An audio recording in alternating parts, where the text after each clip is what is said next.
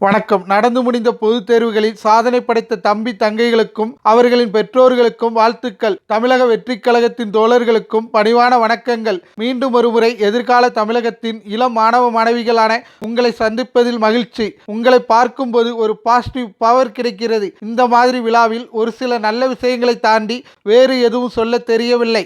நீங்கள் எல்லோருமே அடுத்த கட்டத்தை நோக்கி செல்கிறீர்கள். நீங்கள் என்னவாக வேண்டும் என்பது உங்களுக்கு தெரியும். உங்களுக்கு நான் சொல்லிக் கொள்வது அனைத்து துறையும் நல்ல துறைதான். நீங்கள் எதை தேர்ந்தெடுக்கிறீர்களோ அதில் உங்களது முழு ஆர்வத்தை 100% உழைப்பை கொடுத்தால் வெற்றி நிச்சயம். அதனால் உங்களுக்கு பிடித்த துறையை தேர்ந்தெடுங்கள். பெற்றோர்கள் ஆசிரியர்கள் உடன் ஆலோசித்து முடிவெடுங்கள். உங்களுக்கு எனது ஒரு அறிவுரை, பொதுவாக ஒரு துறையை நாம் தேர்ந்தெடுக்கும் அதில் தேவைகள் எவ்வளவு இருக்கிறது என்பதை பார்ப்போம். மருத்துவம், பொறியியல் மட்டும்தான் நல்ல துறை என்று சொல்ல முடியாது.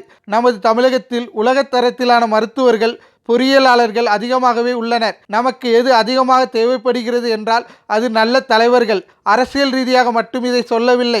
ஒரு துறையில் சிறந்து விளங்கினால் அதன் தலைமையிடத்துக்கு நீங்கள் செல்ல முடியும். அதனை தான் இன்னும் நல்ல தலைவர்கள் தேவை என்றேன். அது மட்டுமில்லை, எதிர்காலத்தில் அரசியலும் ஒரு தொழில் விருப்பமாக வர வேண்டும் என்பது எனது எண்ணம். நன்றாக படித்தவர்கள் அரசியலுக்கு வர வேண்டும். செய்தி என்பது வேறு, கருத்து என்பது வேறு. எது உண்மை எது பொய் என்பதை ஆராய கற்றுக்கொள்ளுங்கள்.